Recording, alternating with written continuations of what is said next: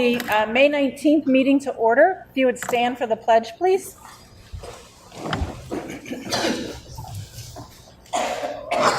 I pledge allegiance to the flag of the United States of America and to the republic for which it stands, one nation, under God, indivisible, with liberty and justice for all.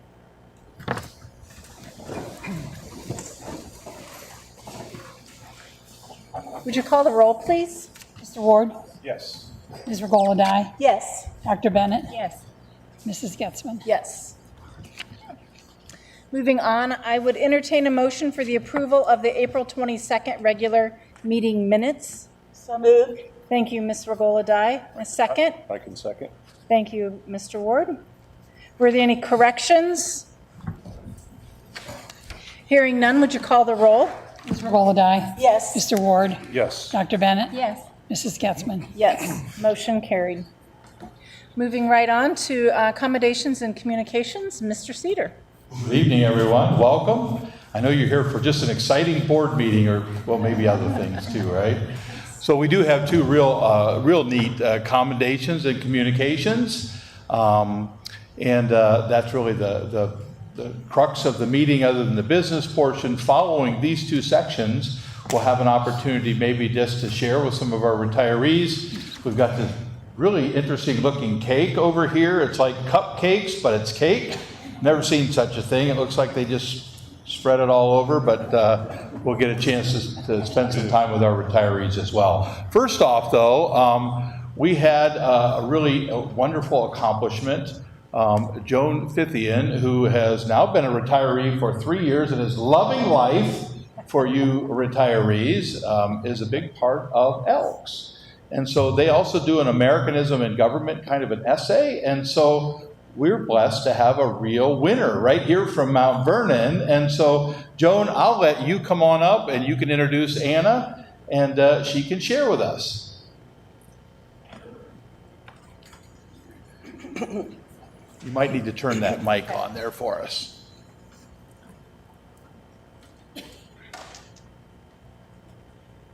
Good evening. I'm Joan Fithian, proud retiree of Mount Vernon City Schools. National Elks sponsors an Americanism essay for all local lodges for grades 5 through 8. This year's theme was, "What does patriotism mean to me?" This is our second year sponsoring this contest, and we had 2 Knox County schools that participated, East Knox and Mount Vernon. In 5th grade, we had 2 schools submit essays from Pleasant Street, Angie Tripp, and East School Susan White. We sent the top 3 essays to the district to be judged. It is my pleasure to give Anna from East School, who placed 2nd in our North Central District. She also receives a $50 gift card. Anna would like to read her essay at this time.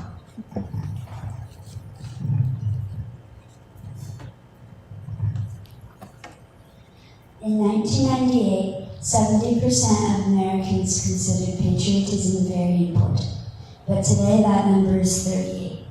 Patriotism to me means being loyal, trustworthy, brave, and fighting for rights that we may not have. Men and women have joined the armed forces, such as the Army, Navy, Air Force, Coast Guard, Space Force, and the Marines, and they are very brave and heroic to be out there and represent our country. We follow the laws and principles that our founding fathers fought for to create the United States of America. When we say the Pledge of Allegiance, we are always quiet, we face the flag, and put our right hand over our heart. On November 11th, we celebrate Veterans Day to honor all veterans who served in the United States military, whether they served in wartime or in peace. Every 3rd Monday of February, we celebrate President's Day to honor the first president, George Washington, whose birthday is on February 22nd, and by celebrating the 4th of July, which is when America became united. We wear red, white, and blue on that day.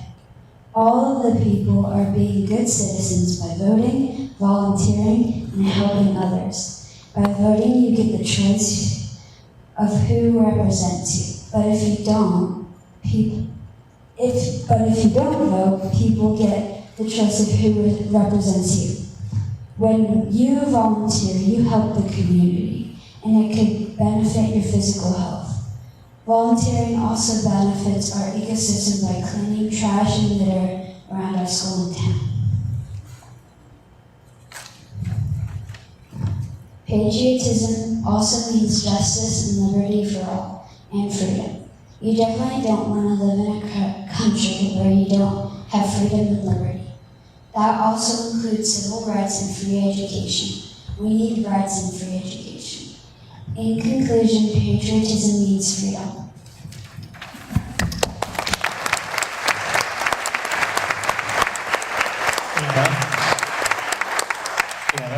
I'm going to keep you up there, Anna, for just a second, if you would. So, we're so incredibly proud of you. Thank you for, one, participating, and two, talking about patriotism, because it's really, really important. Did you bring some special friends with you today? Who did you bring with you? Okay. Congratulations to you as well. It's awesome. Thank you so much. Thanks, Anna. Again, thanks to the Elks for continuing to do that.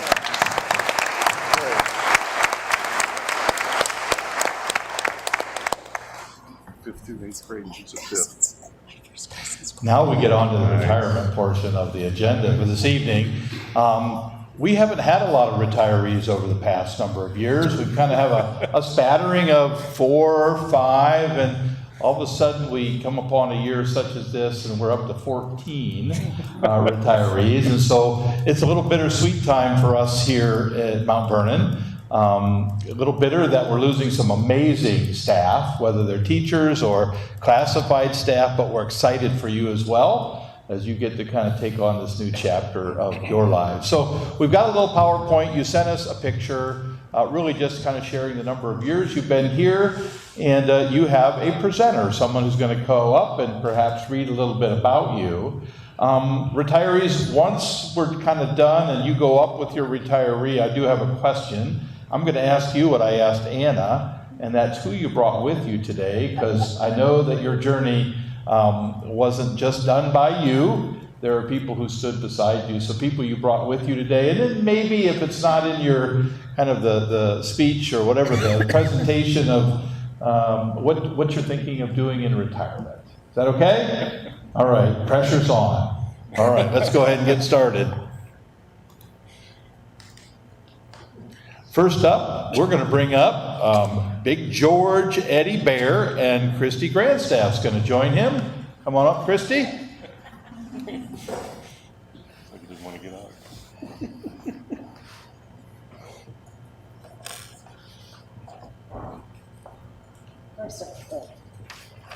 First of all, I have to say this is my favorite picture of Ed. No, I've got more. But this was a picture I took after I started and we decided together that we were better together. He went out and got this shirt that said Mr. Ed, and on the back, on the tail, it said better together. I think he was trying to be funny, but I took it very seriously, and I was very happy every time he wore it. So today we celebrate the retirement of Mr. Bear, and your last day was in October. 31st. Yeah, so he's been away from us for a little while, but he was, and still is, a valued member of our Wigan Street family, and he is a devoted employee of Mount Vernon City Schools for the past 17 years, is what he says. He says this is incorrect, so I'm going to go with what he says. That's what the state said, that's it. All right. So Ed began his journey with the district at the middle school, where he served for 7 years before joining us at Wigan Street. And for the past 10 years, we've been fortunate to call him ours. And we've certainly benefited from his giving of resources and his generous heart. This is something that many people may not know about Ed. Ed can often be found sticking some cash somewhere, donating his time, or donating money towards the kids. But he donated time at our annual Fun Festival, helping with the bustling chaos of the Mumpkin fundraiser pickup, or engineering creative gadgets, whether it be shelving or even custom designed games for our school Fun Festival. Ed brought problem solving and ingenuity to every corner of our building. And who could forget his role on Popcorn Fridays, his favorite. That's when, everybody eats popcorn and the floor is covered and the custodian has to clean it all up at the end of the day. I think he might have secretly enjoyed the popcorn cleanup just as much as the kids enjoyed eating it. Beyond the tasks and tools, what has truly made Ed so special is the way he cared. He cared about the staff, the students, and the space we share. He was known for, like I said, giving money to the school and PTO for students that didn't have money to buy gifts for our holiday shop or for the book fair. As Ed enters this new chapter, we hope he carries with him the gratitude of all of us. You will be and you are missed dearly. And on behalf of the entire River Street community, thank you. We wish you the best in your retirement. You've more than earned it. Congratulations. Thank you.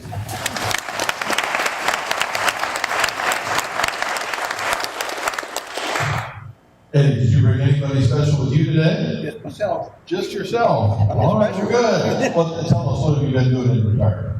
I work for the annual schools. That's where that 17 year came from. Okay. Maybe one day a week or just whatever. Well, on behalf of Mount Vernon City Schools, and I know you retired in October, we have a small token of appreciation. And by the way, when you retire from Mount Vernon, we have a really beautiful watch. I think you'll find it a very commemorative, something that you'll keep for a long time. It's really, really special. So Eddie, again, thank you so much for your 16 or 17 years at Mount Vernon, and best of luck to you.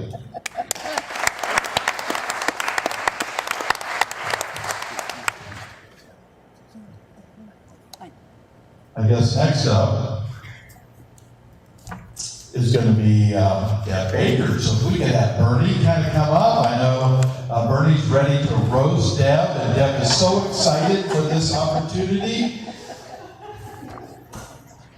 I'll give you the mic and you can go over here.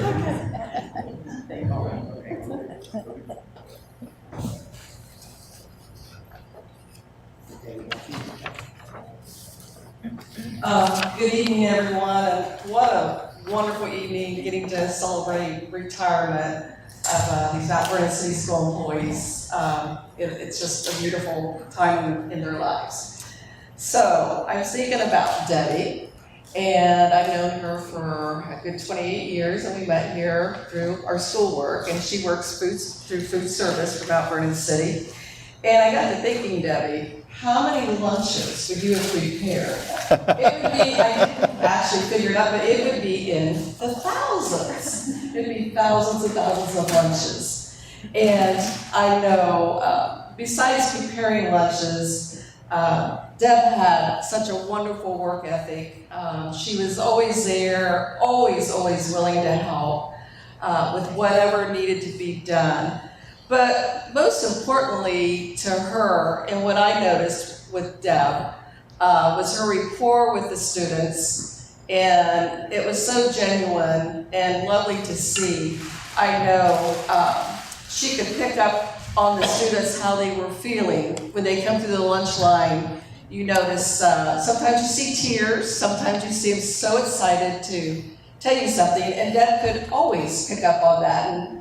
And we would try to maybe help them out or make them feel a little bit better. Deb we'd kind of cue each other in. We had that little cue, like, go see what's wrong with them. But she could always, touch in on that feeling with the children. And she could immediately brighten their day, and she'd send them off with a smile.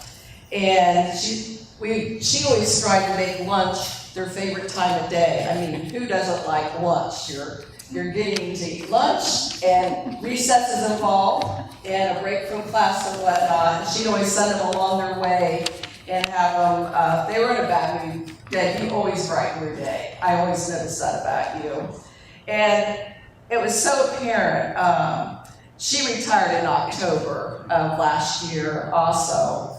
And I know it was so evident on her last day here at school. She was so loved by students and staff. They all just ran to her and clung to her. And it was just wonderful to see that. But Deb, always remember that about you. You were the best with the students. You couldn't have been a better person to work with. And I so appreciate it. And so we want to wish you a happy retirement. And I can't believe that time's here already. 28 years, yes. And we just wish you, like I said, a wonderful retirement and lots of health and happiness in your retirement. You're wonderful to work with.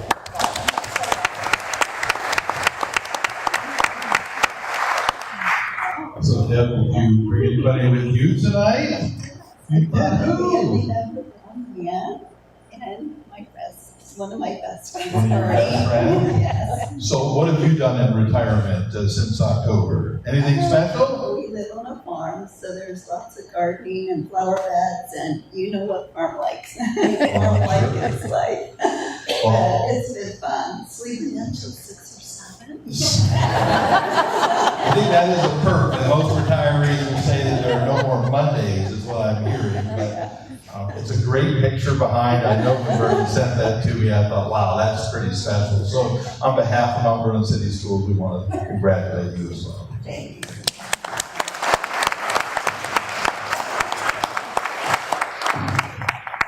Thank you, Vernon. You're welcome. Next up, and she's got her tissues in hand, Darren Prince, and I think Taryn Brubaker as well, her colleague in crime, are going to come up and share about Rhonda Dyer.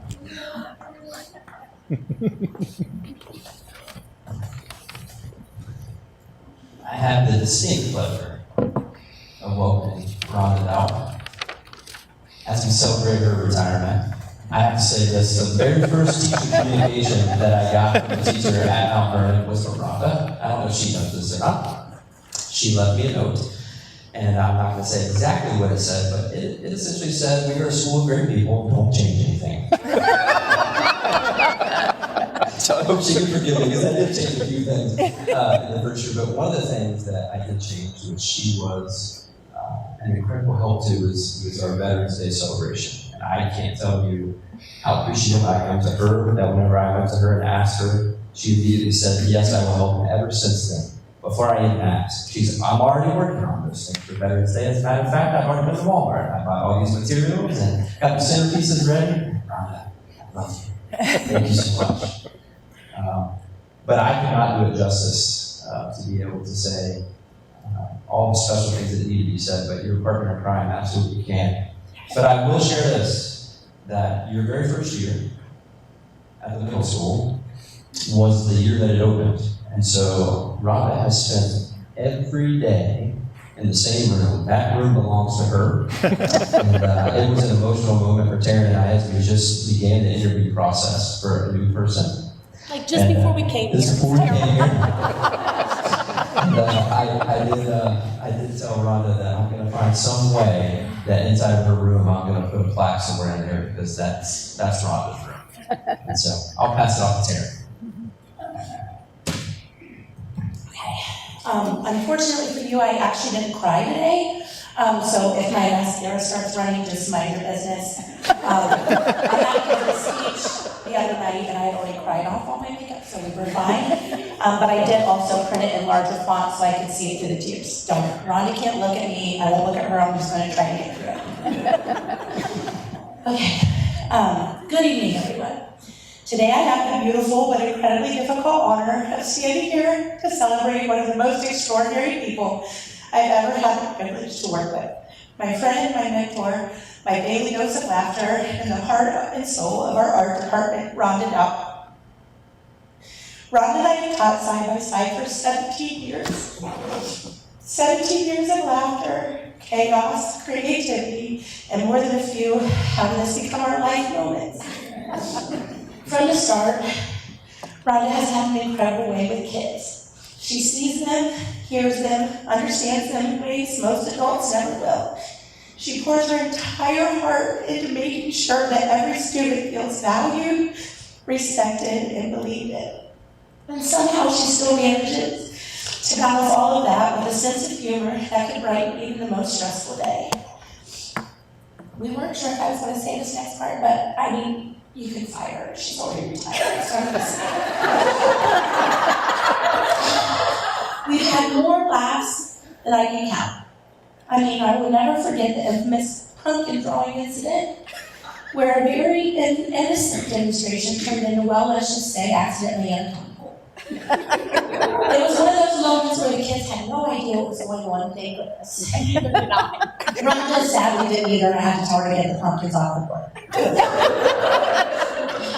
Then there was a time we spray painted the school. Yes, the school. Not just one room, we're talking classrooms, hallways, and the office. And yes, it was technically sanctioned, but still, painting into the early morning hours while giggling like teenagers will forever be one of my favorite memories. That night wasn't just about art, it was about passion, teamwork, and the kind of friendship you can only find in the trenches of education. Ron and I have learned so much from you, not just about art or teaching, but about life. You've been a role model to me in every way, a leader with extreme sass, a friend with the biggest heart, honestly a mother figure. You've taught me how to stand up for myself, how to face the wildest of student behaviors, and how to show up fully for students, for coworkers, and for life. You've literally unlocked doors for me more times than I can count. Like literally, you let me in when I lost my keys for the 50th time, helped me organize my chaos of a storage room, and kept me afloat during the tough days. You've looked out for me in school and beyond, throughout every personal twist and turn. Through it all, you've made me feel seen, supported, and loved. However, let's not forget how often I've had to help you with technology. Finding things you've accidentally deleted, and eventually just taking the keyboard from you because I can't stand to watch you peck at the keys for another second. And how about me telling you to never say a certain word or phrase again because it no longer means what you thought it did. There were also a few times I had to explain the meaning of different songs so you would not play them during your class. But that's what made our partnership so special. I brought the Google skills and the immaturity, and you brought the wisdom. And then there's the way you look back at the Brigade boys. They adore you. We all adore you. Your impact on this community, this department, and my life is immeasurable, and I am forever grateful. I honestly do not know what I would do without you. No one will ever fill your shoes, Rhonda, but I promise as I step into this new role as head of the art department. She likes that title. I will carry everything you taught me. I will do my absolute best to make you proud. And every time I get through a tough day with grace and a little sass, I'll know it's because I had you leading the way. Thank you, Rhonda, for everything. For every laugh, for every moment of guidance, every late night, every morning, every unlocked door and word of encouragement. Thank you for loving our students the way you do, for loving me through every season, and for making this place feel like home. We will miss you more than words can say, but your legacy that will live on in every hallway, every classroom, and every kid who walked into your room and felt like they mattered. And while we're over here trying to figure out how to do this without you, I know that a whole new, beautiful world is waiting for you. One filled with family, creativity, and of course, bringing you lunch. I call you because I miss you and I've had a really bad day. You'll finally have time to dive into your own art, spend precious moments with your grandkids and children, and of course, Ron. Let's hope you're not bossing around too much, or at least find out he's used to it. I love you, I will miss you, and I will carry your spirit into every brush stroke, every laugh, and every little moment of art room magic. So Rhonda, as you're teaching those grandkids how to shade their first drawings or showing them watercolor techniques, let's just go easy on the pumpkins, okay?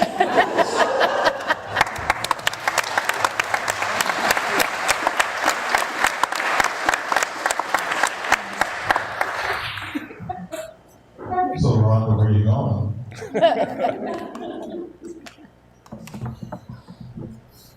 So congratulations. Thank you. Who did you bring with you tonight? I brought my husband Ron, my daughter Lexi, my son Ryan, my daughter Jamie and Adam, and my grandson Zach and Elle. The whole family. Wow, that's awesome. Well, you are a family member for a lot of people, and Taryn, that was really well done. It was beautiful. Really good. It was beautiful. That's the second time I've heard it, and it still made me cry. I do have to tell you, Rhonda, as we get older with our grandchildren, we've got to learn the language. I mean, if Taryn tells you that's not what they used to mean anymore, I mean, I told my grandchildren, hey man, that was really hip, and they went, what? Yeah. So Well, we gotta learn the language together, right? I know, we do. On behalf of Mount Vernon City Schools, we want to say thank you to you with this small token of our appreciation. Thank you. Congratulations. Thank you so much.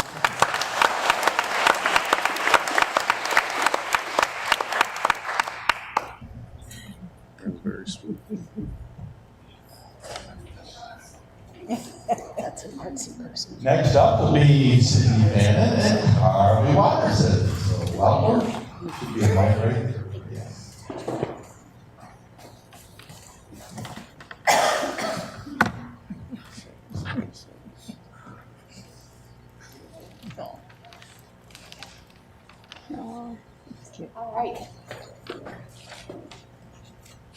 All right. Good evening, everyone. We are gathered here today with a mix of joy and a touch of sadness as we celebrate the remarkable career of a truly exceptional educator, Mrs. Cindy Vernon. Don't start crying. I told you not to do that. For the past 30 years, Cindy has been a cornerstone of our school community, leaving an indelible mark on our countless young lives. It's hard to believe that 3 decades have flown by since Cindy first stepped into a classroom. While many of you know her as our wonderful 5th grade teacher, Cindy's teaching journey has seen her also grace the classrooms of 3rd, 6th, 7th, and even 8th grade. That versatility speaks volumes about her dedication and her ability to connect with students of all ages. What's fascinating is how Cindy found her way to us. With her passion for sports in her younger years, her initial dream was to be a gym teacher. Life, as it often does, had a slight detour in mind, leading her to explore the path of a dental hygienist through her high school studies. After high school, she earned a bachelor's degree in business and Bible. While she didn't ultimately pursue any of those paths, it speaks to her inherent diligence and commitment to learning. It was her time as a secretary that a friend saw something special in Cindy, suggesting that she consider teaching. And in true Cindy fashion, she didn't just dip her toe in the water. For 3 years, while raising 2 young children and even cleaning houses in the evenings, she tackled a demanding 16 to 18 credit hours each semester. That level of dedication and perseverance is the same spirit she brought to her classroom every single day. When I asked Cindy about her favorite memories, one shone brightly: teaching Mount Vernon history to her 3rd graders and taking them on a walking tour of our city. That hands-on approach, bringing learning to life beyond the textbook, will remain a cherished memory of how education should be. And speaking of textbooks, Cindy has witnessed significant changes in education over these past 30 years. She often reflects on the shift from teaching solely from a book with the students answering on paper to the digital world we now inhabit now, filled with Chromebooks and the vast resources of the internet. She's also seen the evolution of state testing, from locked up booklets to the online platforms of today. Her adaptability and willingness to embrace these changes have been invaluable. Cindy, your commitment to your students has been unwavering. You've not only imparted knowledge, but also instilled a love of learning, fostered curiosity, and provided a supportive and encouraging environment for every child who has walked through your classroom door. You've made a real difference in the lives of so many. As you embark on this new chapter, we want to thank you from the bottom of our hearts for your 30 years of dedicated service. While we will miss your presence in the hallways and classrooms, we are excited for you to have more time for the things you love. So please join me in wishing Cindy Vernon a long, happy, and well-deserved retirement.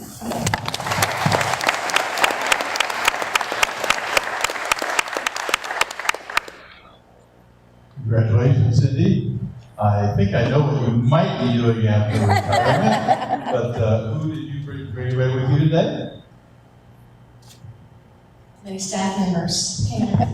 Your staff members are all lifting it up over there. Oh, and a whole group back there too.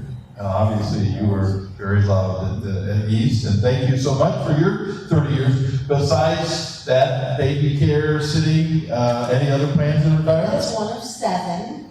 We're going to start traveling this fall. We're going to Scotland to start out, and helping out with some homeschooling, I think, with some grandkids. All right, well, very good. Well, on behalf of Mount Vernon City Schools, thank you so much. for your time with us.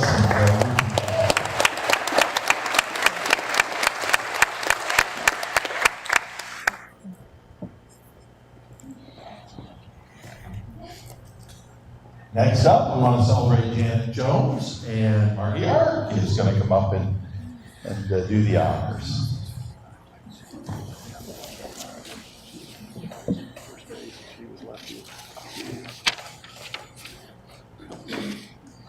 Well, I don't have a big glorious speech because I don't need it when you work with Janet. Janet is amazing. Every morning, I know she comes in early to prepare, but she stops by my office and we know how that goes, so she might get 5 minutes when she comes in at 7:30. So, we are gonna miss those, aren't we? She promised me she's not gonna cry. So she's not, but Janet is amazing. Cindy did it because Cindy was a dynamic teacher, and those two were very close together when I first got there. And Cindy, we are the last two survivors. Now I'm alone. I've got others that are starting to age with me. But, so Janet comes from Tiffin, and her husband brought her to Mount Vernon. He opened up the new JCPenney's we had in 1993. And then she started for the ESC. Then in 94, was it? 94 is when she got involved in Mount Vernon City Schools. 23 of those, she was a dynamic in 3rd grade until I asked her to go to 2nd grade. And so she's been in 2nd grade and has loved every minute of it, haven't she? I don't think at first she thought she would like it, but I think if you had a choice to do it again, would you stick with 2nd? I think she would too, and she's amazing. The kids love her. We're going to miss her. We're going to miss a lot of that structure that seems to be missing lately, and Janet definitely has that structure. So it is my pleasure, and you along with us, to celebrate Janet. We were going to miss you. I know I'm not supposed to make her cry, but I am going to hug her because I will miss those morning talks.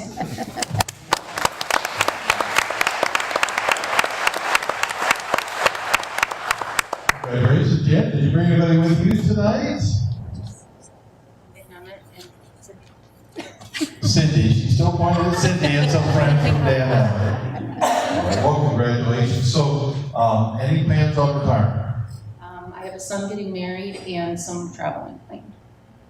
Those are good things. Marriages and travels, and it's going to keep you really busy. Well, on behalf of Mount Vernon City Schools, we want to say thank you and best of luck to you. Thank you. Thank you.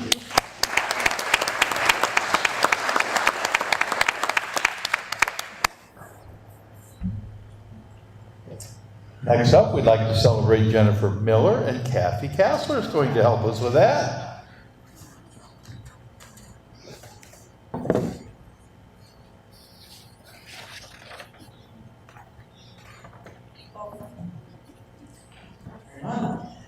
First, I want to say it's the month of May, and so your high school administration would like to be here. They're also the board assembly, but they got called away from that. Of course, the other obligations, so I'm pitching, so I hope you don't mind. But you've always been a friendly face for me, and anything I needed, you've always been willing to go in and help out, and if you didn't know, you would find the answer.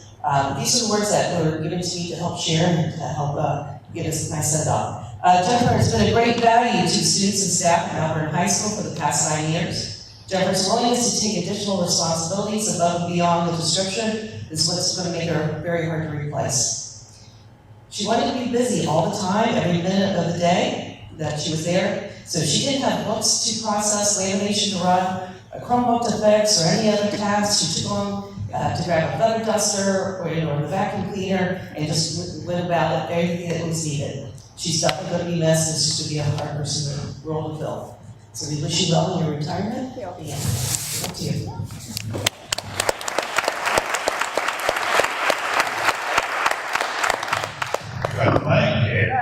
All right, well, hey, we want to wish you the best of luck. Did you bring anybody with you today?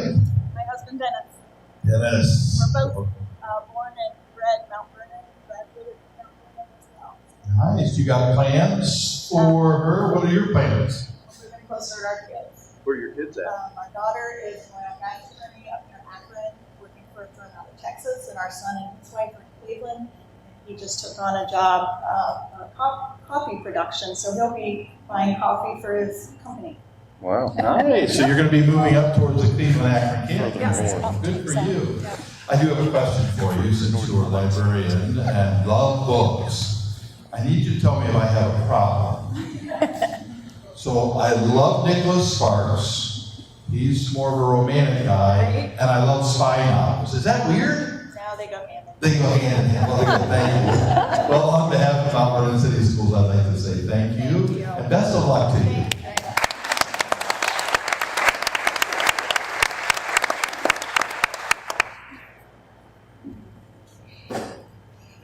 You really got to take a look at this picture before they come up, but we're going to celebrate Dawn Porter, and Teresa Weaver is going to share some remarks about Dawn. So I don't know, Dawn, if you still have those underwear somewhere, but... That's funny. That right there that sums it all up. Oh, and the microphone was left on. I said I was not going to try to talk into a microphone that was not turned on. So I have the pleasure of introducing, most of you probably already know her, Dawn Porter. When I came in to Mount Vernon, when I accepted my position in April of 17, Dawn had just lost her husband, Joe. And I have been beyond overwhelmed at times with the strength and the perseverance that she shows, and we see that from her on an everyday basis. And I can't imagine, if Joe were here to celebrate with us today, how absolutely and incredibly proud of her he would be. So some things that our team, oh, and my phone's giving me technical difficulties, hold that up. So I can use the mic, but I can't use my phone. It's navigating glasses, a microphone, and my phone. All right, our team worked on what was Dawn's Mazza's dinner reading together. Most of these words are Jackie Hatchmiller's, and then all of us were inputting into them. But to stay a little pointed, Pleasant Street Elementary is celebrating Dawn Porter's retirement, as you know. It's a new era for us because after Joan Fithian retiring and Kala Albeck back there retiring, and now Joan, they're like the cornerstones and foundations of our building, and we're going to learn to attempt to function without them in our building every day and all the time. This is her 41st year of teaching. So some fun history and facts. If we go back a few decades, Dawn served our country in the Air National Guard. While serving, she earned her bachelor's and master's degrees from Ohio State University, all while working at the Mansfield Public Library, managing her farm, and parenting her two sons, Adam and Brett, alongside her husband, Joe. And as you know, all of those things are no small feat. She served as a substitute teacher for half a year, and after that, she landed her first teaching position at Elmwood Elementary, teaching 4th grade, and eventually also 1st grade, 2nd grade, and 3rd grade. And she even served in some split-level classes thrown in there. After her 13 years at Elmwood, Dawn transitioned to Pleasant Street Elementary School, where she has been serving students for 28 years. She has served as a 2nd grade teacher, a 1st grade teacher, a Title I teacher, and an academic specialist. Aside from a lot of humor, which the videos that we could pull and show you would keep you entertained for hours, things that she'll be remembered for. Infamous teaching aprons, with bottomless pockets full of anything you could possibly want or need, or sprite utensils, stickers, sweet treats, motivational strategies for students, especially when she's told often to sub in our classrooms. We don't have enough teachers in grade level rooms. She's also known for her love of animals. Students love her various class pets that she's had over the years, and they enjoy looking at pictures of her pets. Numerous staff members own dogs, horses, and other pets that were acquired with Dawn's help because of her experience with animal rescues. We even have a little history together of rescuing a rat from under the shed, only to discover it was an abandoned pet of some students of ours, and that even went home with Dawn. Her nurturing nature and compassionate heart are also evident in her interactions with students. She receives so many hugs every single day, and I'm convinced she loves lunch duty, and the kids know her, so when she goes to sub in their rooms, they know her as the lady at lunch duty, and I think that's a big reason why she gets so many hugs. She's knowledgeable as a mentor, trustworthy colleague, and experienced teacher with a love of reading that's infectious. She can be counted on to follow through, complete the task at hand with excellence. Her dedication to her family, job, students, and pets is inspiring. Pleasant Street Elementary is beyond blessed to have had the privilege of Dawn's influence both inside and outside of the classroom for 28 years. And just one other little thing, I was thinking about this as I was sitting back there and I looked down our road and beside her is Frankie Pumphrey. Sorry, Frankie. I am going to create a moment for you too, and I'm not going to apologize for that. But the most amazing thing for me as a leader is, Frankie's going to need a tissue box, so I forgot just mine. But to see that Frankie is someone that Dawn had in class, Dawn mentored her in high school, had her as a student teacher. We stole her from Ontario to bring her back to her foundation at Pleasant Street. And Dawn's legacy is sitting right there and is walking through my door every single day, even when Dawn is not. And how absolutely full circle, sorry Frankie, love you, but how absolutely full circle and amazing that is, that impact from that many years ago is still going to be seen every single day at Pleasant Street. So please join me in congratulating Dawn on her retirement.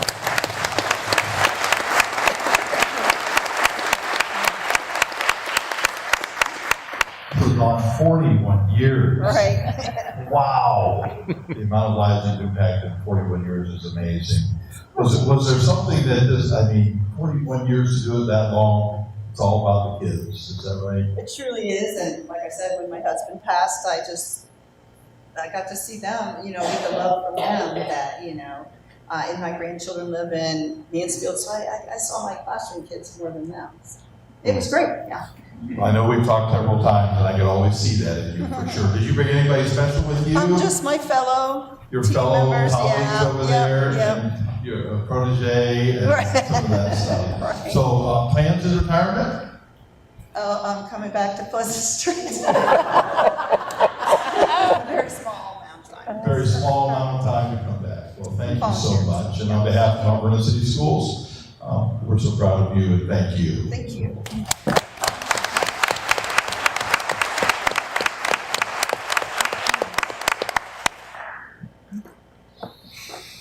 Next up is Kim Marth and Margie Ark. We can have them come up, please.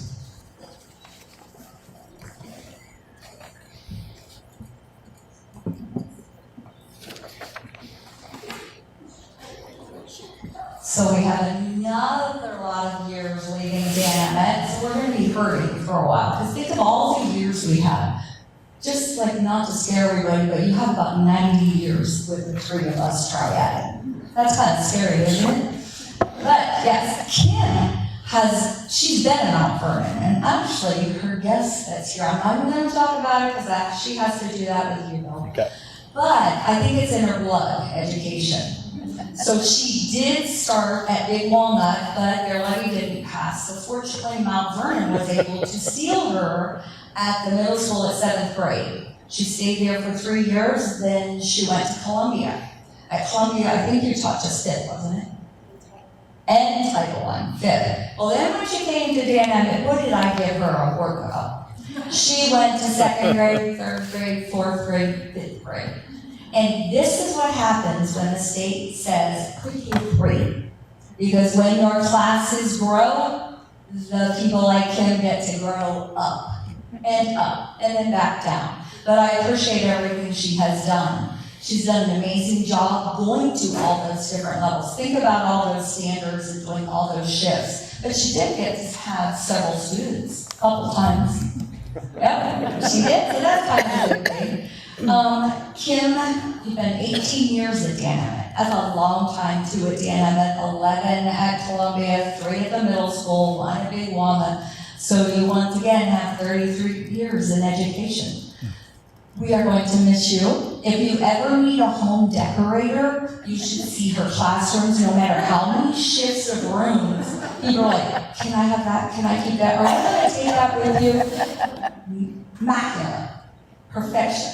So, Kim, I want to thank you for everything you've done at Dynamic. And hug and no cries. Janet's got it.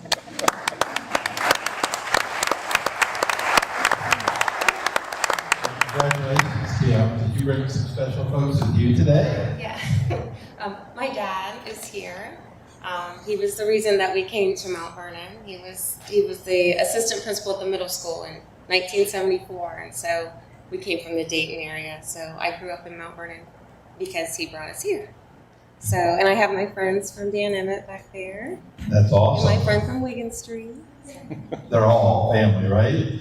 I know families of educators kind of stick together. I know my father was an educator, I became an educator, my children became educators, so you followed your dad. That's pretty awesome. How about any plans in retirement other than interior decorating? Yeah. I'm going to take a fall trip because I've never been able to do that. I'm hopefully going to work at Costco part-time, and I'm going to volunteer at Dynamite. So I got to wean myself off of school. After you've been doing something for so long, it will be so weird not to be at a school. So they're going to let me volunteer, I guess. Well, we'll be glad to have you back. And Costco. Now that's a neat one. Are you going to be the hot dogs and the pizza, or is it going to be out in the? No, I think if you work part-time, you help with the checkout and you help at the door. Oh, very good. Well, So that'll be easy. I'm here to teach you, and that's easy. So on behalf of Mount Vernon City Schools, we want to say thank you in a special way. So congratulations to you and best of luck.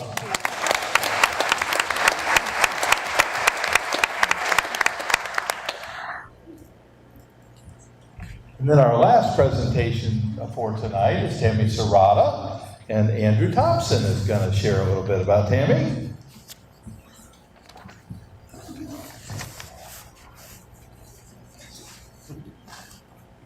My head's so big.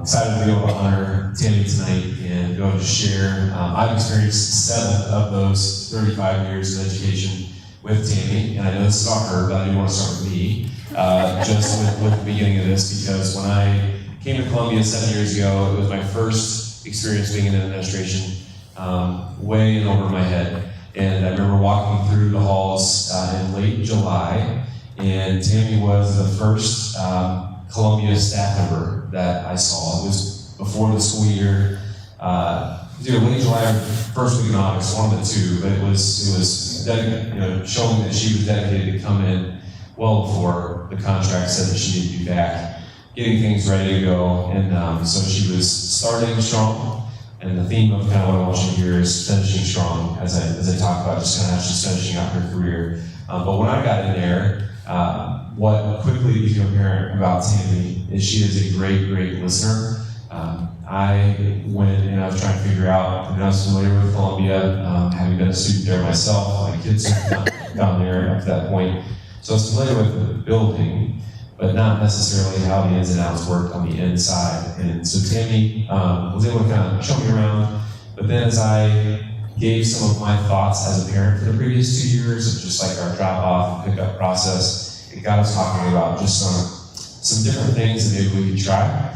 And Tammy was able to share some thoughts that she had, listen to what I had to say, tell me whether they were good thoughts. I think she wasn't sure exactly whether she had to open the door to be able to share with me, like, that's not a good idea, or it's a great idea. I think she was a little bit taken aback at first that, I really wanted to hear just input right away. But it's a testament to her ability to listen to people and then to be able to give good feedback. I'm going to fast forward to the end. So this is right before spring break when she had shared with me that the news that she was strongly considering retirement. She had a few different things to kind of button up and just to make sure we're going to be in play before her husband Paul and her made that final decision.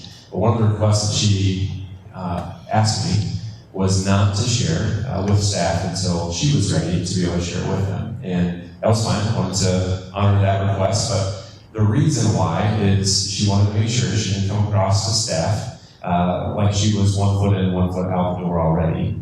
She wanted to make sure that people knew that she was finishing strong, that she was going to be there to give input and be a part of things, and that just because she had said she was retiring didn't mean that she was done serving kids and being there for our staff and for me. So I said to start with me because I'm very thankful for you for welcoming me in, listening, giving me good advice. She was my neighbor for the first few years. Her classroom was directly across the hallway from the office. And so something about Tammy is she's a very, very talented musician. She's a really good singer. She's very good in theater and being able, she produced her first work I'll say that correctly. Is that the right way of saying it? That you just had at the Woodward just recently. I directed. Directed. So she is very talented in the arts and theater, and I got to benefit getting to hear these excited first graders, sometimes too excited, and sometimes what I would think of as like, all right, behavior, like the management side is going to kick in here soon, and when you might think of some people raising their voice, she either got quieter and the kids dropped to that level. It's amazing. You scream, they just get louder. You drop your voice, they tend to wonder what's going on. And so she did that, or she would sing, and she had a lot of times where the kids would be listening to what she's saying and following her instructions as she went through with that. So that meant a lot to me. 4 years ago, the idea of adding a reading specialist position, which we're very thankful for, came about, and Tammy and I had a conversation about whether or not that would be something that she would want to do, and she was open to pursuing that, was interested in serving kids in early literacy and just teaching them reading on a full-time basis, because as a first grade teacher, reading is a part of it, but there's other subject areas as well. And I was very thankful that you did that, Tammy, for a variety of reasons. One, you're fantastic with the kids in a large group, you're fantastic with them in a small group. I think one of the things that she really has helped me, again, I don't mean to make this totally about me, but she's helped me in my journey here. We have gone through so much training in the science of reading and in dyslexia screening and all those things, and we had to learn a program called M-Class, and there's lots of in and outs to that program. And I have to admit that Tammy and her teaching partner would come to me and ask me a question, and my answer every time was, I don't know, but we can try and figure it out together. And the together turned into Tammy figuring it out. So she has taken on a lot of roles and responsibilities within our school to really help kids learn how to read. Her colleagues, as I've asked for some things that they would say about her, is sweet, kind, caring, and compassionate towards kids. My favorite, most stressful part of the day, and my favorite part of the day is when kids are coming to school. Stressful in the sense that it's kind of hard to really take a breath until every kid gets in safely. But once they get in safely and getting to walk in and go down to our basement by our cafeteria and getting to see our kindergartners, that was the thing that Tammy has taken on at the beginning of the day for the last several years, is being that first face as kids come in to come and get breakfast. She, along with our food service staff, were in there the first people that many kids are seeing as they come into the building. And these kindergartners, how patient, no matter how many spills, no matter how many different things are happening, that could be like. I opened many milk. She opens many milk. It kicks off these kids' days in a really, really positive way. So, besides being a fantastic educator, the first parent-teacher conference I sat in on as a principal, first-time principal, was one of Tammy's, and fantastic with parents, really good at being able to explain things in a very, very positive way, even if it might be one of those really difficult ones to really bring out some positives. She found a way. She found a way to find the best in students. She encouraged bringing out unique traits in each student, and every student felt included in Tammy's classroom. So, on behalf of Columbia Elementary and Mount Vernon City Schools, I'm very excited for you. We'll miss you, but I'm very excited for you. Excited for Paul and your family, and she'll probably share this as well. She's welcoming a grandchild this summer, and so excited for her as she enters that phase.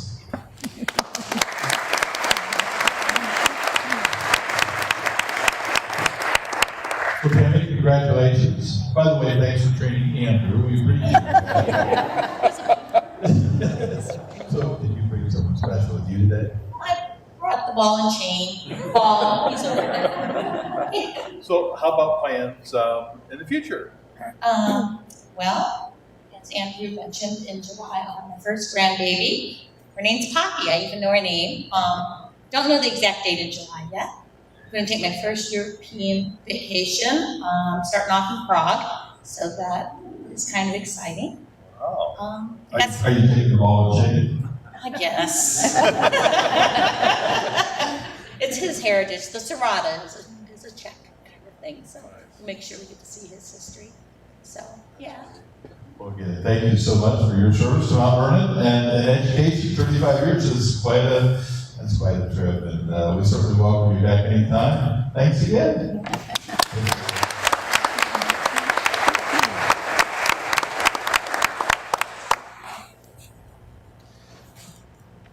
We did have some folks who were unable to attend tonight, and we certainly don't want to.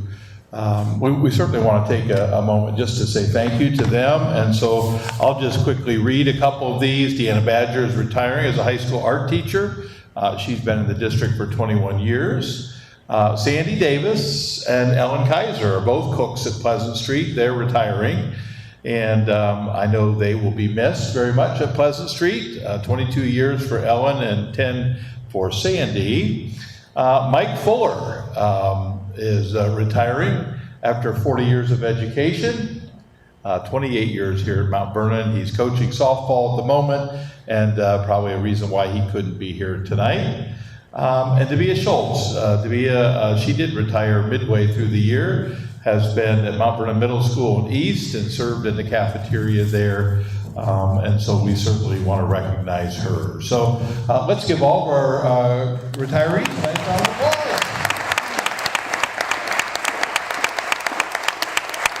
All right, we're going to take just about 15 minutes just to kind of move our way on over, grab a cupcake in that new interesting configuration of cupcakes, something to drink, and maybe share a story or two with your retirees. Or for some of you who have retired, give them a little tip on how they can really relax in retirement. And we'll get started back in about 15 minutes.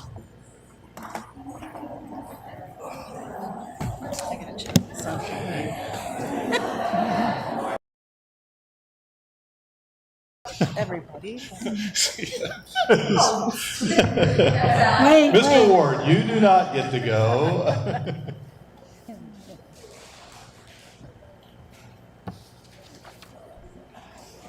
I almost feel like we could close ranks and I don't have to use this microphone, Yeah. but. It's good with me.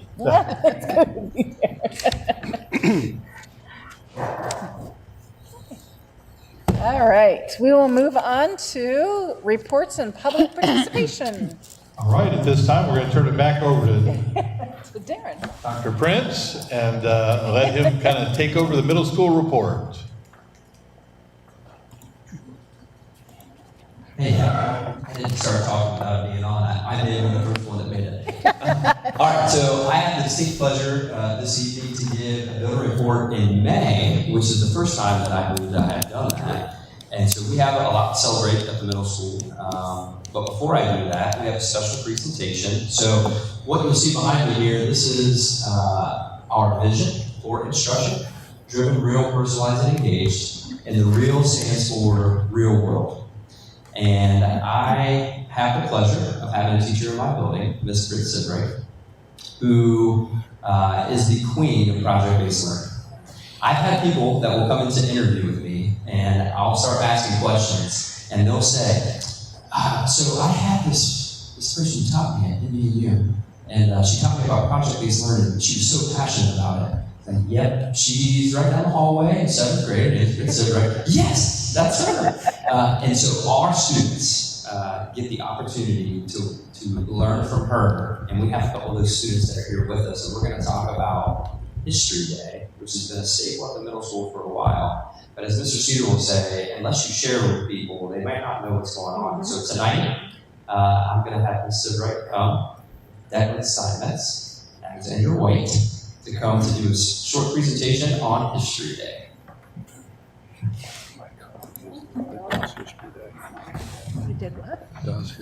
Okay. I am so excited to be able to talk about History Day, one of my all-time favorite passions. Just a little bit about it though. It does hit all of our instructional vision elements. It's data-driven, it's research-driven, with PBL and it's interdisciplinary. It's very real world. Kids are learning research skills, they're learning problem solving. They're learning tech skills, like how to make a documentary. It's personalized. They get to choose a topic of their choice, and it's very engaging. So to prove that, we have 2 students, and they're going to share their experience. They both went all the way to the state level, which is very competitive. So I'm going to hand it over to Alex White, and then Declan Steinmetz. Hello, I'm Alex, and I made a presentation about Toronto Burke. And when National History Day, when it was first introduced to us, I freaked out. I was like, nope. I had no idea who I wanted to research about. I had no idea that I would end up loving it so much. All I knew was there was a whole month of research and finding images, and then I was introduced to Toronto Burke, and I just knew exactly what I wanted to do. Toronto Burke is an influencer, and she speaks for women and their rights to speak up. She is an amazing person and has inspired me, and I'm so thankful to have learned about her from Is It Right and have the opportunity to be able to learn more about her. I'm still currently learning more about her, even though competition is over, and it's just been so fun, and I've gotten to learn so much about other people, not just the person I research, from my fellow classmates, and I've gotten to learn about how to make a documentary and talk to judges and face my fears of like speaking in front of people, and it's just been a really great experience. I definitely would recommend it to any student who is confident in themselves and wants to be able to share about what they love. Can you share a quick, just a little bit about Toronto to the board? Yes. Toronto Burke started the Me Too movement, and as a young girl, she was abused and sexually assaulted. And after speaking to lots of women and seeing that they had experienced those things too, she wanted to do something about it. So she joined different celebrations and just people getting together and fighting for their rights. And it led to the Me Too movement being started, where she finally got her word out, and people now all over the world are able to talk about it and feel confident in themselves. She took away a lot of the fear and self-doubt and hatred for themselves, for all the women that felt like it was their fault and that they were the problem. She has also helped get a lot of people that have been doing the wrong actions and horrible things, gotten them put in jail or fired from their jobs, and helps people all over the world see what was happening and that it was wrong. Thank you. Hello everyone, I am Declan Steinmetz. Thank you for letting me speak today. I share the same opinions as Alex.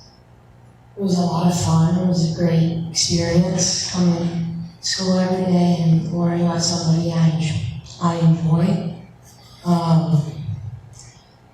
So I did my project on John Wilbur, who was a 16th century political activist. My dad in the audience, he introduced me to him.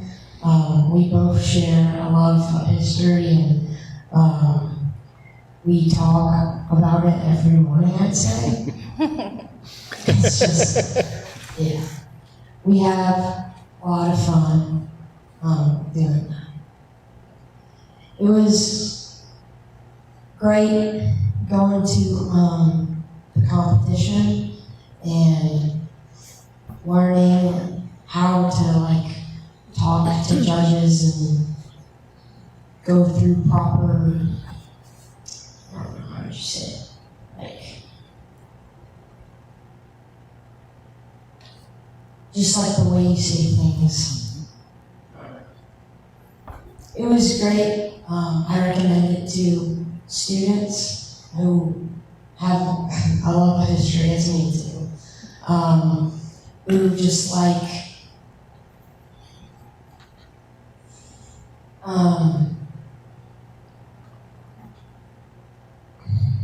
That's okay. Question for both of you. So you picked this person out, you did research, right? Then you developed these YouTube videos. And so did you share the YouTube videos at the state competition, or was this like you getting up in front of judges and sharing your research? Yeah, we did share the videos with the judges. We would watch the videos, and then like afterwards we would talk about them and narrate the videos and answer selected questions about it. There were usually like 2 trials. One was just you would watch the video, and one was they would ask questions about it. Yeah. Was there anything that was tougher than another? Was it the whole video piece, or things maybe you enjoyed more than others when you did this project? I don't know. It was fun doing the research and like seeing what everyone else did too. Like seeing how other people blended the theme, which was rights and responsibilities, in the person came in, and how they crafted their documentary and used different strategies like that.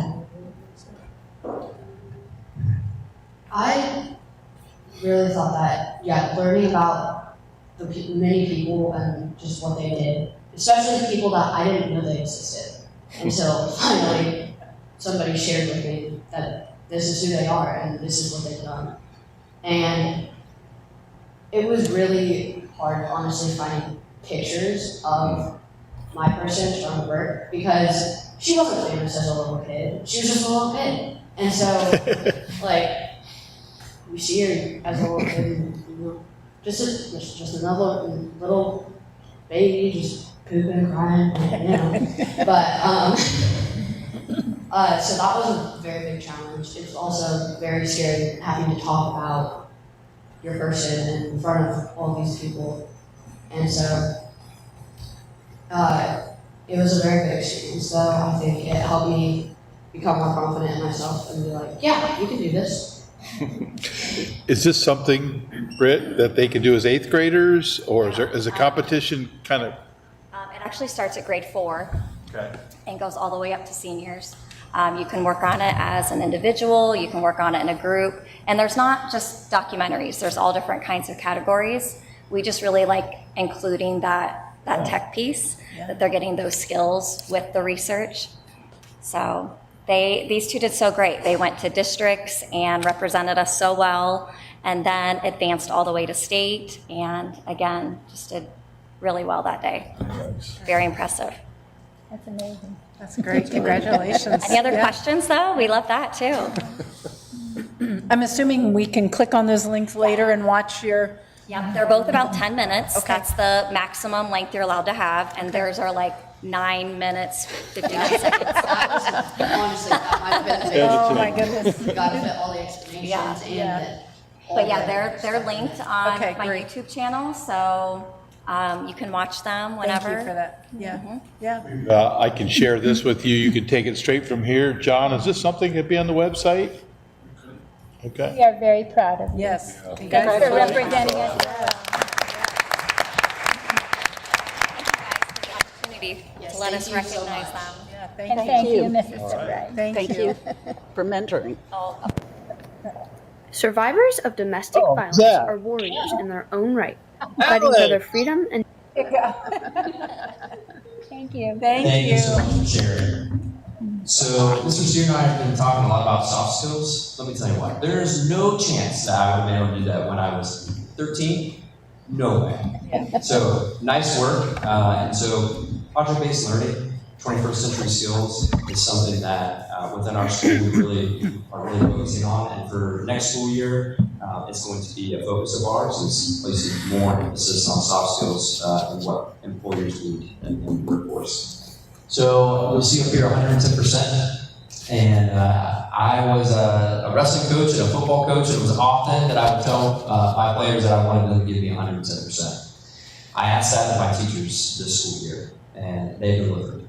And I just want to share just briefly with you about that. So we, as you know, are a very unique school community, and we have students that have additional needs in math and reading, but we also have students that are in our gifted program that are doing exceptionally.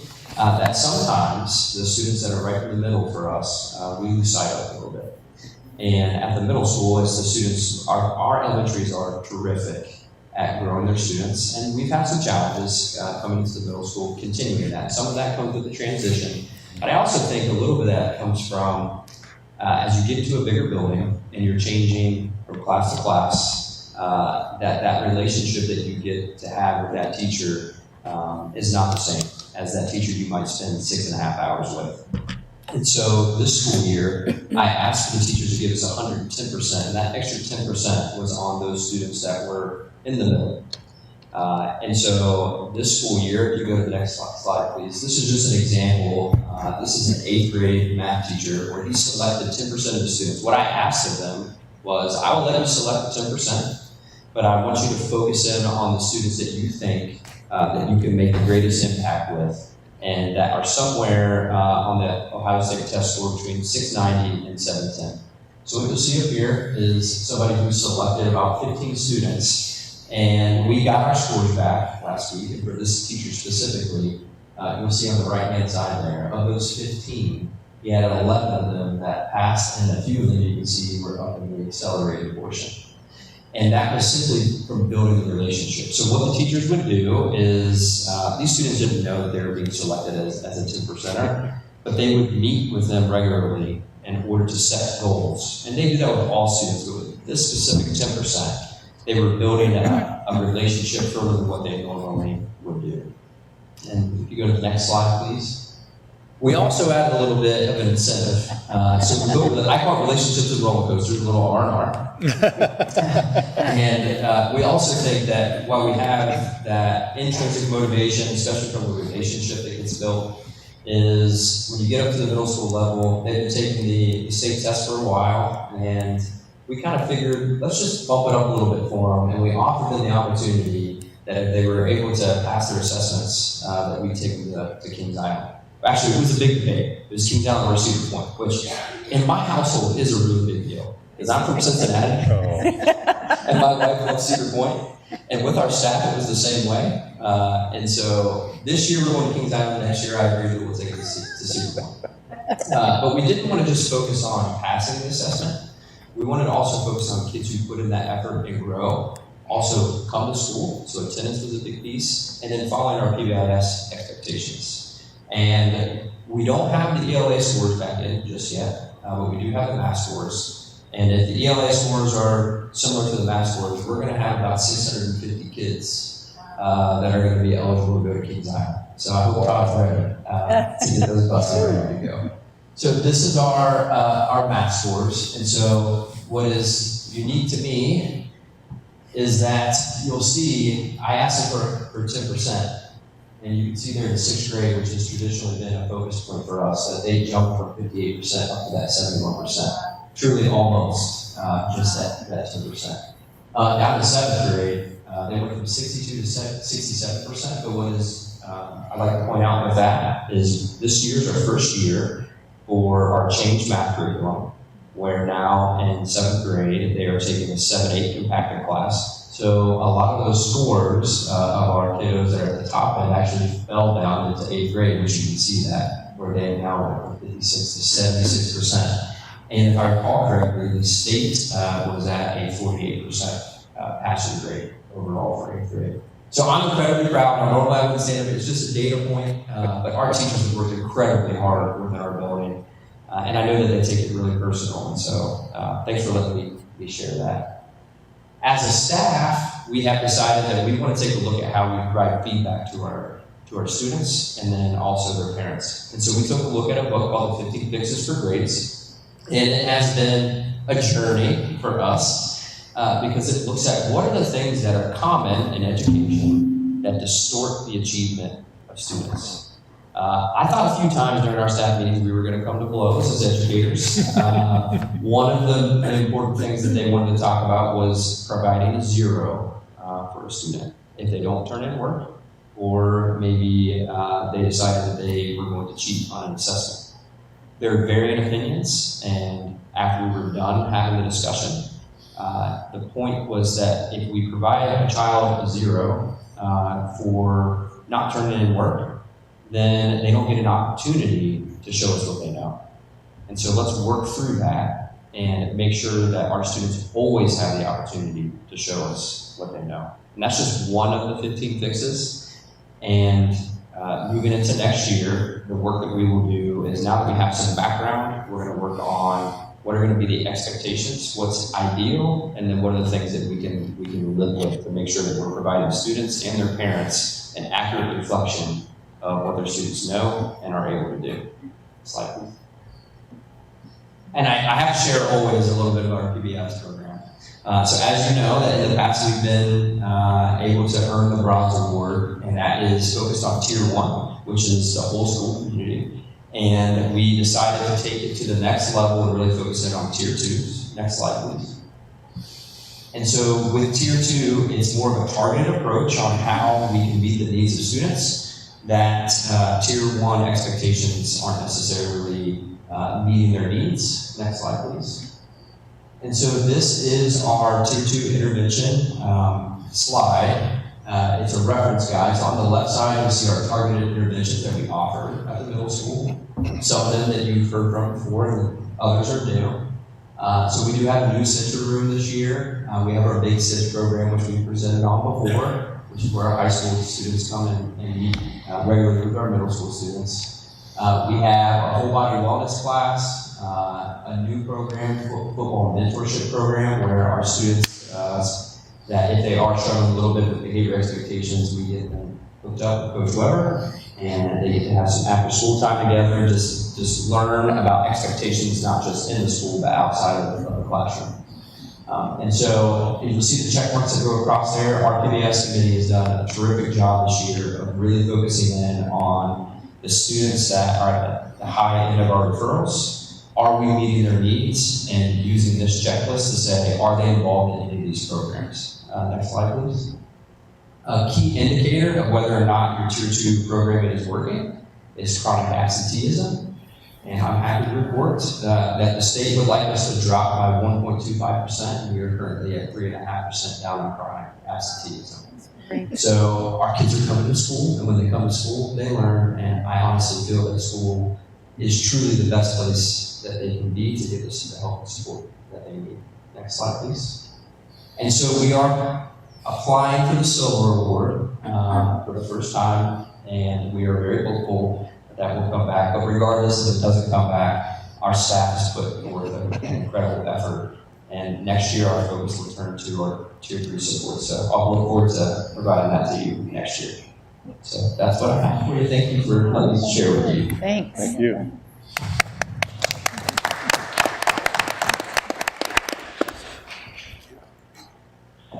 Like I said, there's a lot of really wonderful things going on, and I think I shared in a board update that we got a chance at our district leadership team meeting to really let buildings share. And at the end of that meeting, I was just so proud of our teams and our leadership, the many wonderful things, and we have to continue to do an even better job. I think we do a good job, but we can do an even better job of sharing all of those successes, because there's a lot. I know I went to Darren and Corey here recently, and I came back from a business advisory council meeting, and I challenged them both. I said, what business is telling me is we need to work on soft skills. And so I've challenged them both to really dig in and look how we can incorporate soft skills into our curriculum, and not just place it all on one subject area like English, but we can do it building wide, and it'll fit right inside the PBIS stuff. So we're pretty blessed and pretty fortunate. So, all right.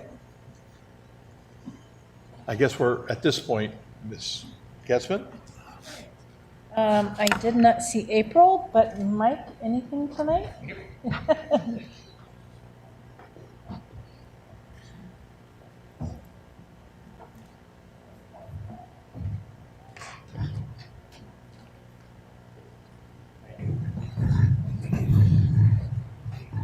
Thank you, President Getzman. I just wanted to use this opportunity to thank the Board of Education, Superintendent Bill Seeger, Treasurer Judy Forney, for the opportunity to sit down and negotiate in good faith a 3-year contract for the Ohio Association of Public School Employees, our classified staff.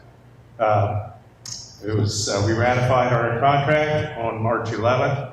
And I will tell you, it was a unanimous vote. There was no votes. And I just want to, like I said, take this time to thank you for this opportunity. Great. Thank you for your hard work and for coming to the table. Thank you. It's appreciated.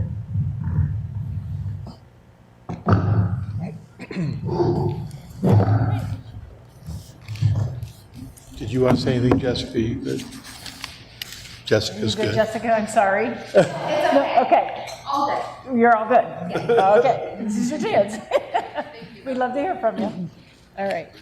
All right. Hearing not, we have one for public participation. Andrea?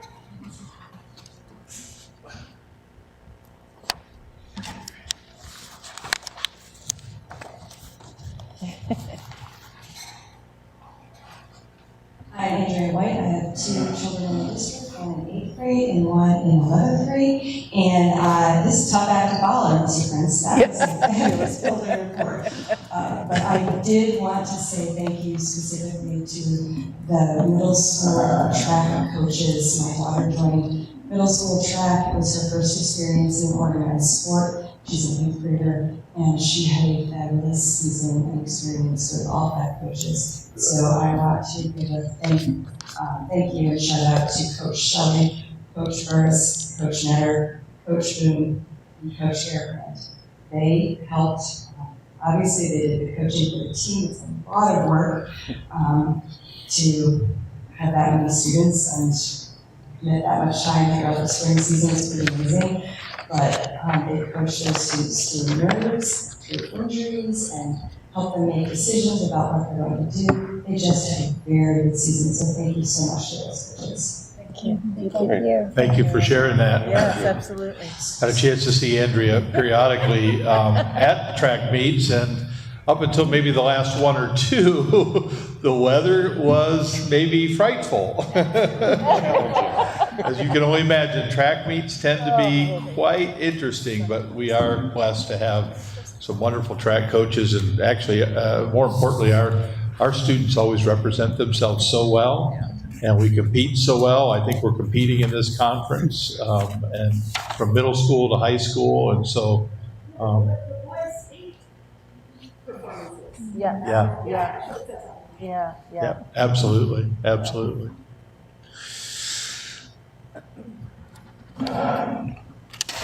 Okay, no board items for discussion tonight, so we'll move on to additions and deletions. I do have a couple of additions for you tonight. They're all in your agenda, but a couple of these are from FFA, the Ohio Envirothon Contest, the Ohio FFA Camp. We are going to work with Mouse Audiology Services for continued work there. A couple supplemental contracts, and we just hired a new teacher for our BIC and CAB classrooms, which are our autistic units. Again, we're just thrilled when we can get somebody who's got that level of qualification, because it's very specialized. And so we want to get it board approved really quick. So we can put it in. So those are additions for your agenda tonight. Moving right on to superintendent's report. I'm going to just give a couple quick items for information. Number 1 is the commencement for the class of 2025. Takes place this coming Sunday at 3 o'clock at Energy Fieldhouse. I'll be sending the board a list of our graduates. Believe it or not, we have a graduate list of about 300, so that's up from the past. We do have some early graduators. I think in this new era of College Credit Plus and the ability to get additional credits, we're finding some kids can graduate perhaps a little bit earlier. So that should be a wonderful celebration. And so I'll split that into 5 and we'll let you guys divvy it up how we want to present those. We'd also like to maybe share too, the last item for information. Our June board meeting, we'd like to move it to Monday, June 23rd. It's 1 week later. And the primary reason for moving this a week later is, as you are all well aware, the biennial budget and all that goes into that is in quite disarray at the moment, and so we don't know where it's going to end up. And Judy has done a great job of working with what she knows in the financial forecast. You'll hear a little bit about that tonight. But the closer we get to the end of June, that's when the reconciliation of the biennial budget will be most current, and we'd like to give ourselves that chance to be as accurate as we can. So if you're able to, on June 23rd, tentatively we're going to start at 6:30 because I know there's another meeting. That could change to 6 o'clock if we find that other agenda is not quite as large at the Career Center. Okay, so those are 2 items for board approval tonight, or for your information tonight. Under items for board approval tonight, we have 2 negotiated agreements. I will say we are really, really blessed to work with 2 wonderful bargaining units who are more interested in good work conditions, who are interested in kids. It's not often that you hear that we're all in it for the same reason, and we're able to get together to work out problems before they really become big issues, and I think that's apparent in the way that we work on a regular basis. But every 3 years when we get towards negotiations, those can become, a little bit of back and forth conversation. And I'm just thankful that we got a group that are open-minded and are willing to listen. So tonight we have 2 negotiated agreements for board approval. OPSI passed theirs, as Mike said, in March. And MVA, they ratified the contract today. And so tonight, I'd like to ratify both of those contracts. One other note here, item number 3 is a special update for Senate Bill 29. Again, it's one of those DOLA policy things that we'll have a reading, and we had a reading before. So those 3 items for your approval tonight. Thank you for that. I would entertain a motion. I'll be happy to make that motion. Thank you, Dr. Bennett. And a second? I'll second. Thank you, Mr. Ward. Any questions or comments? Oh, yeah. This is for the MBA He can't vote contract. on that, or should- I'll second. Thank you. Good catch. So And we made a next week, so motion. we have Dr. Bennett as the motion and Ms. Regola-Dye as a second? Yes. Thank you. Okay. Any questions or comments? Yes, we're grateful for all our teachers and staff. Amen to that. We are blessed beyond measure. Yes, indeed. Dr. Bennett? Yes. Mr. Goladai? Yes. Mr. Ward? Abstain. And Mrs. Getzman? Yes. Okay, motion carried. Thank you. And thank you again for all that you have done. Right, moving on to curriculum instruction. Dr. Bennett? I think I'll pass this evening in the interest of time. All right, thank you. Read it, lots of good information, though. Yes, we have a number of items for board approval tonight, too. They're both additions to your agenda. The Ohio Envirothon contest. That's going to be hosted for 5 egg students to participate here in June, and so that's on your agenda. And there's also one, the Ohio FFA camp at Muskingum in Carrollton, Ohio. That's going to be on June 16th through June 18th. So those 2 for your board approval tonight. I would entertain a motion for the 2 items for FFA for approval. So moved. Thank you, Ms. Regola-Dye. And Mr. Ward, second? Thank you. Any questions or comments? Okay. Hearing none, would you call the roll? Mr. Golodai? Yes. Mr. Ward? Yes. Dr. Bennett? Yes. Mrs. Getzmann? Yes. Motion carried. All right, moving on to fiscal services. And Judy, oh my goodness. Way too much stuff. Do it. Well, I'll just start out before you even present. We are so grateful for all of your diligence and your hard work and research that you have put into the forecast that you're about to present that could change real soon. 2 weeks. Yes. Okay, so there's the monthly report. This is for the end of April. As you can see, that's the reconciliation. It just shows us that the money we have in the bank matches up with our books when we run our report at the end of the month. So you can see the amount of money that we have there in all funds. That's not just general funds. The next report shows the May forecast. That would be the one that you're going to look at tonight and approve. Those numbers are different than they have been earlier in the year, so we changed them to upgrade them to reflect where we are now. So if you'll see, like the first one where it shows the taxes, those are 100%. The forecast, the software actually runs what's called a bridge, and it actually brings everything up to date from the cash flow. So those numbers are going to be on there. We have one more month. We have 2 more months. We have May and then June. So those are the numbers that we're looking at right now. I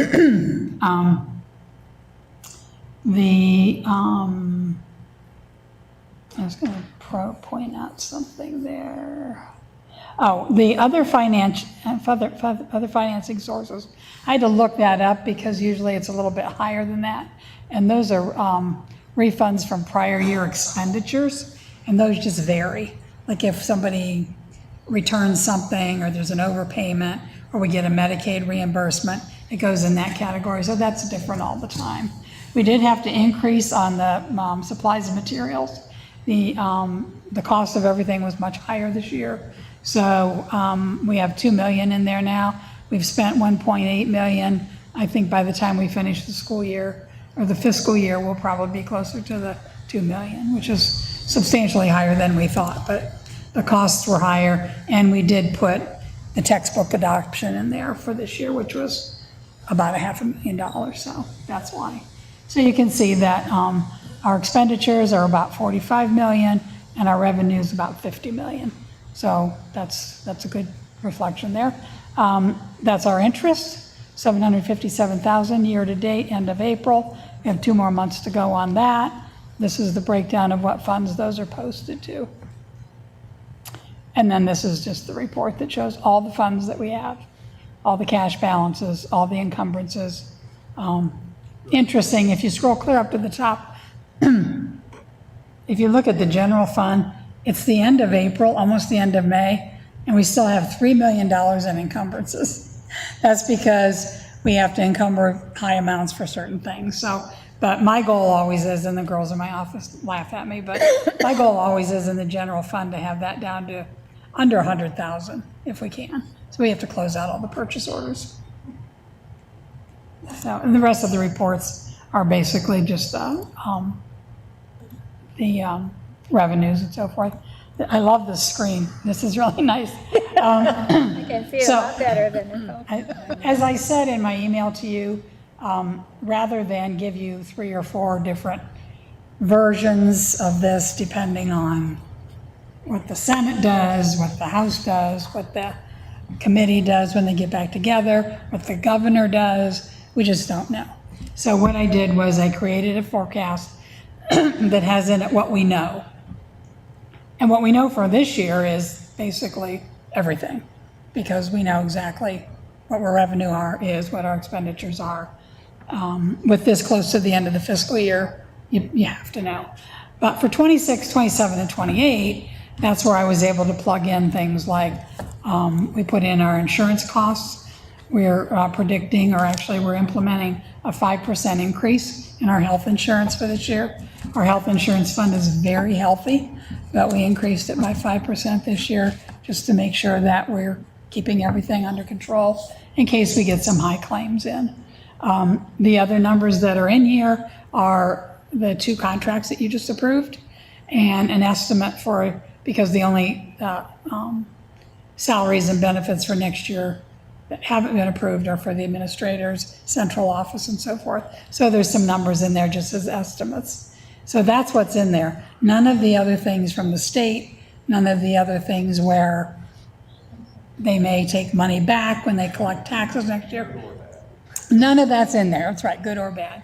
So if you scroll down a little bit, Bill, you can see based on what we know right now, if you keep going down to the very end there, we are expecting to end this fiscal year with the $19,734,000.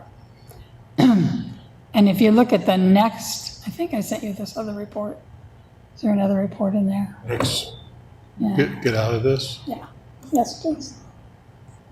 No. Okay. I did send it to you where you had the comparison between what we had before and what we have now. I guess we didn't put it on here. So, but basically it just shows why the changes between the November forecast and the May forecast. And some of those things are things that I just talked about, the supplies going up and so forth. The next two items are the Capital Projects Fund, and it's called Termination Benefits Fund. Bill and I agree we don't like that name, but that's what the state calls it, so that's what we're going to call it for now.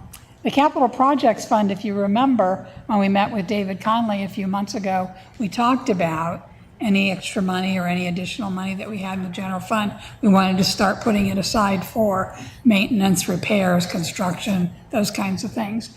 We just hadn't gotten around to doing that yet, but we were going to do that. So we have a resolution, if you approve it tonight, for money to go into this fund.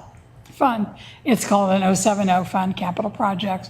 The board has to say broadly what we want to use it for, not specifically, but broadly. So I got some from other districts, and they say things like replacing roofs, replacing furnaces, paving parking lots, new furniture for the buildings. They're listed in broad categories, and we were supposed to stick to that. So you can't come along later and go, oh, well, now we want to spend it on salaries. You can't spend it on salaries, obviously. The money goes in when the board decides, and we're going to do that in June, and it can be spent anytime within 10 years. Anything that's left at the end of 10 years has to go back into the general fund. That's the way the state has it set up. So sometime, and before we meet in June, we'll come up with some suggestions, and some of that will be based on how much we think we're going to have to carry over based on the state budget. The next one, the 035, is another fund that a lot of districts have. We've not had one here. And it's basically just putting money aside primarily for severance. So when a staff member retires, they get to be paid for a certain number of sick days. And it can end up being quite a bit of money. And we just pay it out of the general fund. Well, it's easier to track, and it gives us a little bit of history to look at if we put the money into the 035 fund, and the money and any severance payment will be paid out of that from now on. And we're looking at, I did some research on how much we've spent before. In the last 5 years, we've spent probably between $200,000 and $250,000 for those expenses. So we may move about that much over. And then every year we can look at it. If we had a big year, maybe like this year, or that it takes it down a lot, then the board can approve to move enough money in there to keep it to a certain level. Also, right as we get ready to finish the end of the year, we do need to appropriate an extra $10 million. I know that sounds like a lot, but a lot of our expenses are just coming due now at the end of the year. So we just need to move it, not move it, it's not moved, it's just being appropriated. It's already there, it just isn't appropriated, and we're not allowed to spend it till we appropriate it. So these three donations, we have one to the high school from PPG for $750, an anonymous donation to the high school for graduation assistance. I think that was meant for fees for students who needed to have some help with fees or something like that to finish graduation requirements. And the last one is to Twin Oak, from the Twin Oak PTO for $3,999 for volleyball equipment. And that's all I have. That's a lot. Yeah, that's a lot. All right, I would entertain a motion question? for, Just to clarify, on the two resolutions, we're just simply establishing those funds. Tonight, we're establishing them. Funds could be transferred there at a later Well, date. we'd like to do it in June. Okay. Because if we have to worry about our carryover balance, that would be a chance for us to set aside some Make sure money. we were just setting up funds. Yes, and Great. the resolution says that. And Dr. Bennett asked a really good question today. In the resolution, we do have it set up so that any interest that's earned on the money in those funds will go back into those funds. So we'll watch those grow a little bit too from the interest. So. Thank you. Mhm. I would entertain a motion for the treasurer fiscal unit, fiscal services. So moved. Thank you. All right, so we have Mr. Ward making the motion, Dr. Bennett second. Any additional questions or comments? I'd just like to say thank you I would too, thank you. Yeah. to our great treasurer. Yeah. Thank you. That's good work. Yeah. All right. We call the roll? Mr. Ward? Yes. Dr. Bennett? Yes. Ms. Regola Dye? Yes. Mrs. Getzmann? Yes. Motion carried. Business services. I'll be happy to let you all peruse those reports on your own. Well, thank you, Ms. Regola Dye. We appreciate that. All right, moving on to items for board approval. We have a number of items in this section. We have some facility use requests for Special Olympics. We're going to be working with Julian and Krug for our district financial statements for a 3-year period. So I know Judy's excited about that. We have a station break agreement. In the event that there should be some catastrophic situation, we would support them. We have the Knox County ESC primary service agreement. We have their 2005-26 estimate. We have a LACA service level agreement, which is our ITC. We also have an updated food service agreement with Aramark and the proposed 2025-26 food service agreement with Aramark. And we are in the process of our copier printer services are coming to an end. And so we're working on bids for that. So those 9 items for your approval tonight. I would entertain a motion for approval. So moved. Thank you, Ms. Regola Dye. Second. I'll second. Thank you, Mr. Ward. Any questions or comments? Hearing none, would you call the roll? Ms. Regola Dye? Yes. Mr. Ward? Yes. Dr. Bennett? Yes.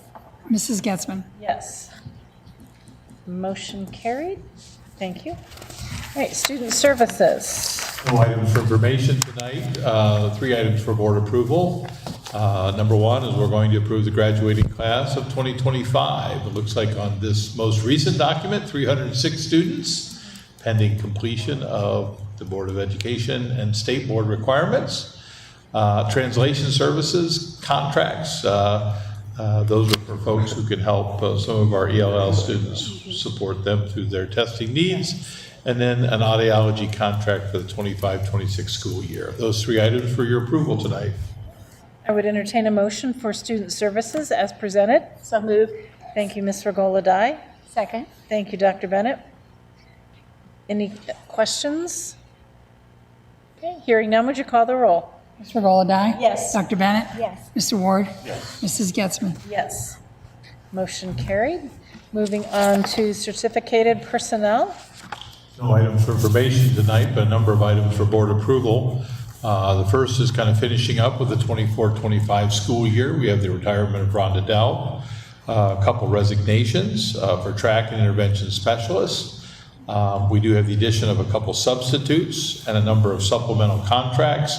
Those are primarily for summer school. Many of our students at the elementary level who maybe haven't passed that 3rd grade reading guarantee kind of a situation, we give it another shot in the summer, and we bring teachers in to help those students who are really close. And then item 2 is 25-26 school year. So you're seeing Amy Bing's retirement on December of the year. We have some substitute teachers to add to the mix. It's really all of our substitutes. We approve them on a yearly basis. An internal transfer with Daniel Burris and Pam McFarland. Josh Egan is a new teacher who will be doing middle childhood special education. Avery Furryman will be doing art education at Mount Vernon High School. Jamie Gorius will be an intervention specialist at Mount Vernon High School. Kyle Lauer, who is an addition to the agenda, will be working on our communication and adaptive behavior class at Pleasant Street. Caleb McNichols will be a social studies teacher at Mount Vernon Middle School. And Lauren Helfinger will be a long-term sub, and she'll be working at Wigan Street. Number of home instructors in item F, and that should take care of it from the personnel side of things on the certificated class. That's a lot. All right, I would entertain a motion for the certificated personnel. Thank you, Dr. Bennett. A second. Thank you, Mr. Ward. Any additional questions or comments? Thank you for being on top of hiring people. That's amazing. Got to hire great people, but we really do have wonderful principals who really take that lion's share of the work. So, call the roll. Dr. Bennett? Yes. Mr. Ward? Yes. Ms. Regola-Dye? Yes. Mrs. Getzmann? Yes. Motion carried. Moving on to the classified staff. final section tonight, we have no items for information, number of items for board approval. You're seeing a couple one-year contract. You're seeing multiple 4- and 5-year contracts. And then you're seeing multiple 2-year contracts at years 6 and 7 of the sequence. And then a couple continuing contracts, as well as our summer food service for 2024 and 25. We do have some summer work crew folks as they're getting ready to go, and then substitute employment effective of May of this year. We do have one other retirement, Jennifer, who you heard from tonight. Resignation of Jennifer Grassball, who is our attendance secretary at the high school. She's finishing up her certification. I know she's going to be working at Danville. We're going to work really hard to get her back at some point in time. And she's really good. And then we'll also have rescinding one contract. So those 7 items for your board approval. I would entertain a motion for the classified as presented. So moved. Thank you, Ms. Regola-Dye. Thank you, Mr. Ward. Any additional questions, comments? Okay. Hearing none, would you call the roll? Ms. Regola-Dye? Yes. Mr. Ward? Yes. Dr. Bennett? Yes. Mrs. Getzmann? Yes. Okay, motion carried. Okay. All right, we will start with board member comments, and I'm going to go first tonight. I just wanted to mainly highlight, and I addressed it earlier, the appreciation for the negotiations, and Judy and Bill for taking the forefront of that and working so well with our unions. What a blessing, as we had said earlier. So thank you for all of that hard work. It's exciting to see the elementary outdoor camps. I know Bill has had the pleasure of attending all of those. And it's just exciting to see the pictures that John has provided and all of the work that goes in to make all of that happen. The bus drivers, the teachers, the middle school teachers that come down. And it's just what a blessing for our students to be able to experience that. I think we take for granted that all kids get outside and play every day, but they don't. And it's exciting when they can learn those outdoor adventures, and it's just really cool. And I know Bill said earlier as well that after he had his DLT meeting, you were a little frazzled and kind of going into it with an empty bucket, and you came out with a full bucket after all of the individual building reports. And I'll tell you what, I went through all of them. Yep. Wow.